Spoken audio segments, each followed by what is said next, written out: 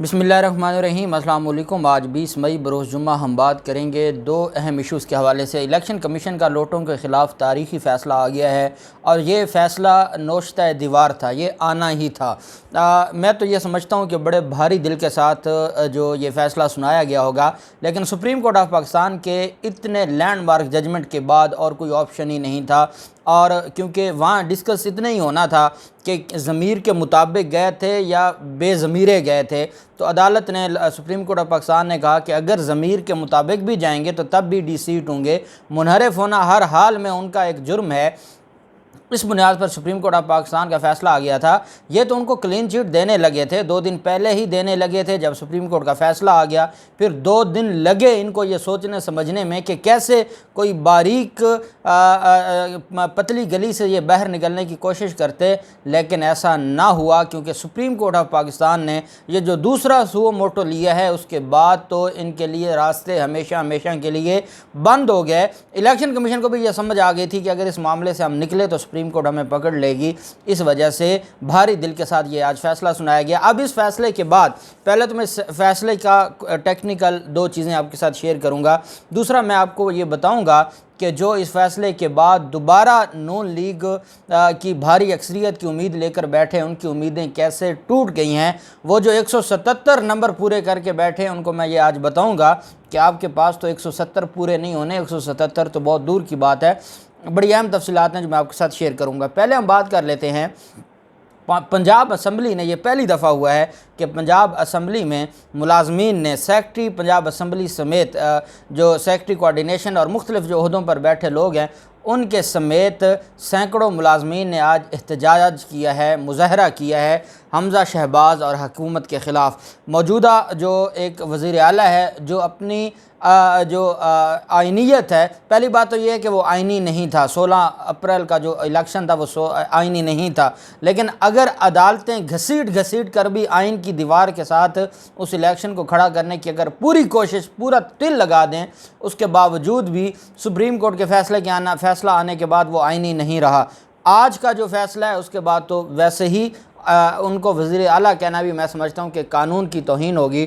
انہوں نے جو ایک طوفان بدتمیزی اٹھایا اور جس طریقے سے ظلم شروع کیا، اور جو ممبران تھے پنجاب اسمبلی کے دھڑا دھڑ ان کو گرفتار کروانا شروع کیا۔ آپ جانتے ہیں کہ جس پر ڈی سی لاہور کے خلاف show cause Lahore high court کو جاری کرنا پڑا۔ لاہور ہائی کورٹ نے کہا بھی آپ کون ہوتے ہیں، ایک ڈی سی کی کیا حیثیت ہے کہ وہ پنجاب اسمبلی جو لیجسلیشن کا سب سے بڑا ادارہ ہے صوبے کا، آپ اس کے سیکٹری کو، 22ویں گریڈ کے سیکٹری کو، یا آپ ان کے بڑے افسران کو نظر بند کرنے کے احکامات جاری کر رہے ہیں؟ کوئی بادشاہ ہیں آپ، کوئی شہنشاہ ہیں؟ کس قانون اور آئین کے تحت آپ کر رہے ہیں؟ اور اس پر عدالت نے ان کو شو کاز جاری کر کے اگلے ہفتے جواب بھی طلب کیا ہوا ہے۔ آج ان ملازمین کی طرف سے ایک پنجاب اسمبلی کی پرانی بلڈنگ سے نئی بلڈنگ تک احتجاجی ریلی نکالی گئی۔ سیکٹری اسمبلی محمد خان بھٹی، سیکٹری کوارڈینیشن عنایت اللہ لک، ڈی جی پارلیمانی امور رائے ممتاز بھی مظاہرے میں شریک ہوئے۔ ملازمین نے پولیس کے خلاف احتجاجی نعرے بازی کی۔ مظاہرین کا مطالبہ تھا کہ انہیں ہراساں کرنے کا سلسلہ بند کیا جائے اور اسمبلی ملازمین کے خلاف جھوٹے مقدمات واپس لیے جائیں۔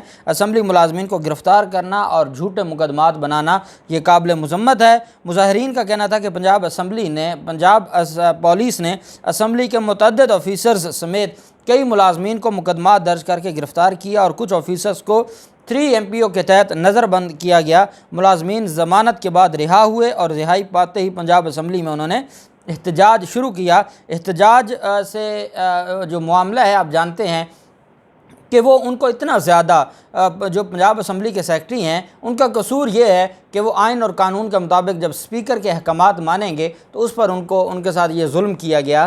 اب یہ جو ظلم ہے یہ ان کو بند کرنا ہوگا، اور یہ تو شکر منائیں ہم سارے لوگ کہ یہ کچھ عرصہ رہ نہیں گئے، نہیں تو پتہ نہیں یہ کیا کرتے انتقام میں، یہ کس حد تک جا سکتے تھے۔ ابھی تو ان کی حکومت بنی، پہلے ان کو حلف کا ان کے سر پر جو گورنر نے ایک ڈنڈا مارا اور وہ معاملہ لٹکا رہا، اور پھر اس کے بعد منحرف ارکان کا جو ریفرنس تھا وہ ان کے گلے پڑ گیا۔ ان کو ابھی ہوش نہیں آیا، نہیں تو پتہ نہیں یہ پورے پنجاب کے لوگوں کا کیا ان کے ساتھ حشر نشر کرتے۔ اہم چیز یہ ہے کہ پنجاب اسمبلی کے مظاہرین جو ملازمین ہیں انہوں نے مظاہرہ کر کے یہ ثابت کر دیا ہے کہ اب خوف ختم ہو گیا ہے۔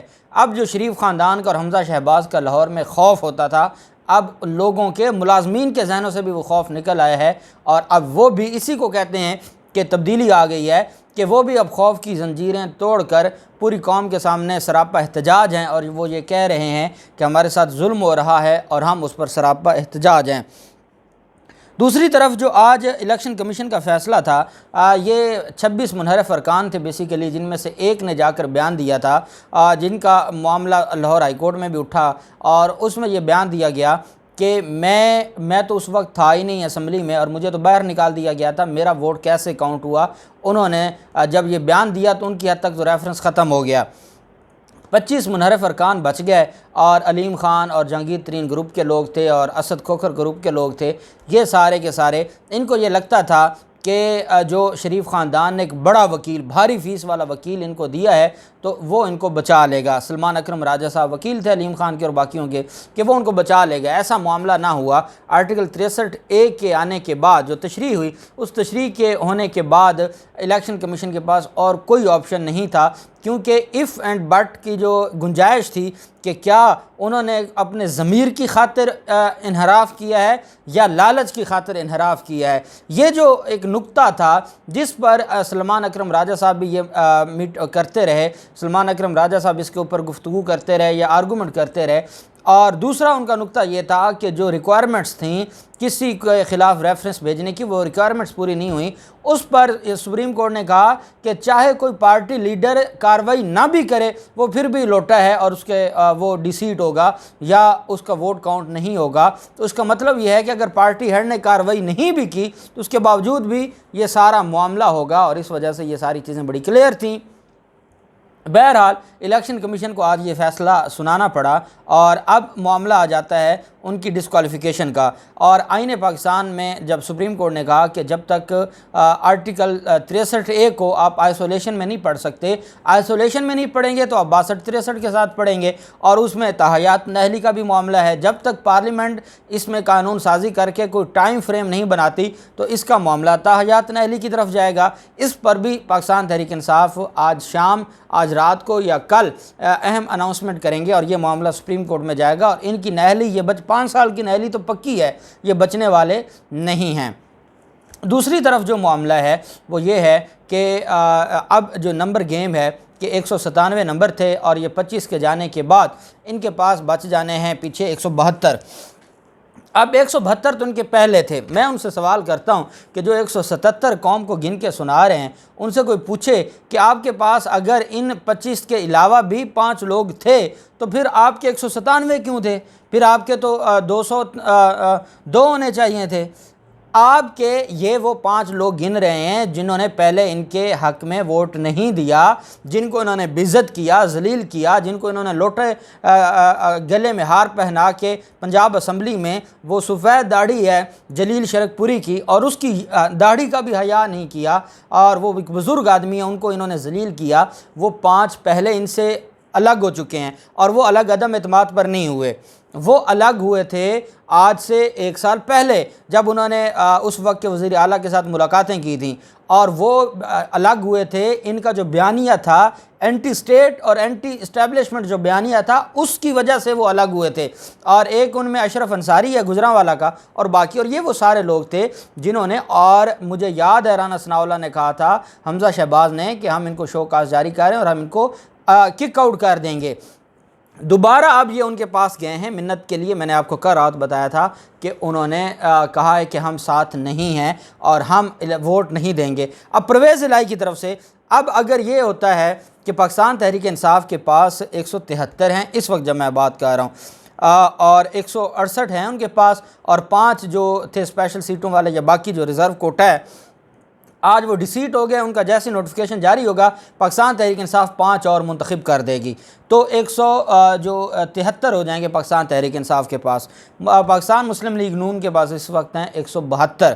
اب یہ گنتی کر رہے ہیں وہ 177 والی ان کو ملا کے، لیکن پرویز الہی اس سے 2 ہاتھ اور آگے چلے گئے۔ پرویز الہی نے کہا کہ جو یہ معاملہ لگا کے بیٹھے ہیں اور جو امید لگا کر بیٹھے ہیں کہ اگر یہ ریزائن کرتے ہیں، دوبارہ الیکشن ہوتا ہے اور دوبارہ ان کو بھاری اکثریت مل جائے گی، پرویز الہی نے کہا یہ ان کی بھول ہے۔ پہلے الیکشن میں تو 5 لوگوں نے ان کو ووٹ نہیں دیا تھا اور وہ خاموش ہو کے پیچھے بیٹھے رہے اور انہوں نے کچھ بھی نہیں کیا تھا۔ اب ان 5 کے بعد بھی اچھا ایک اور چیز ہے کہ عدم اعتماد میں انہوں نے اپنی جماعت کو ووٹ نہیں دیا۔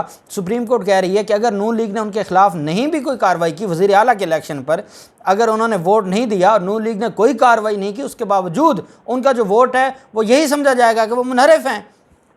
اب پرویز الہی آج انہوں نے اس جو سارا معاملہ ہوا اس کے بعد انہوں نے ایک پریس کانفرنس کر کے پوری قوم کو یہ بتا دیا ہے کہ یہ 5 نہیں 8 لوگ ہیں مسلم لیگ نون کے جو ان کا اگر دوبارہ الیکشن ہوتا ہے تو وہ ووٹ نہیں دیں گے، اور اس کا مطلب یہ ہوا کہ ان کے پاس اگر 8 لوگ ووٹ نہیں دیتے تو ان کے پاس 168 169 ٹوٹل بچ جائے گا اور یہ مقابلہ نہیں کر سکتے۔ ان کو اس بات کا اگر ان کو کہیں تھوڑی سی بھی امید ہوتی کہ ہم دوبارہ آ جائیں گے تو انہوں نے اسی دن ہی ریزائن کر دینا تھا جس دن سپریم کورٹ آف پاکستان نے ججمنٹ دی تھی، یا آج ابھی تک وہ ریزائن کر چکے ہوتے۔ پرویز الہی نے کہا ہے کہ میں دعویٰ کرتا ہوں کہ ان کے پہلے 5 لوگوں نے ووٹ نہیں دیا تھا، اب 8 لوگ ہیں ٹوٹل جو ان کو ووٹ نہیں دیں گے۔ آپ جانتے ہیں کہ غلطیاں سدھرنا تو شروع ہو گئی ہیں، تو اس کا اثر یہاں بھی پڑنا ہے اور کئی لوگوں کے ضمیر جاگے ہیں، اور الٹیمیٹلی اس وقت جو پاپولیرٹی عمران خان کے پاس ہے کوئی بھی ان کے خلاف نہیں جا سکتا۔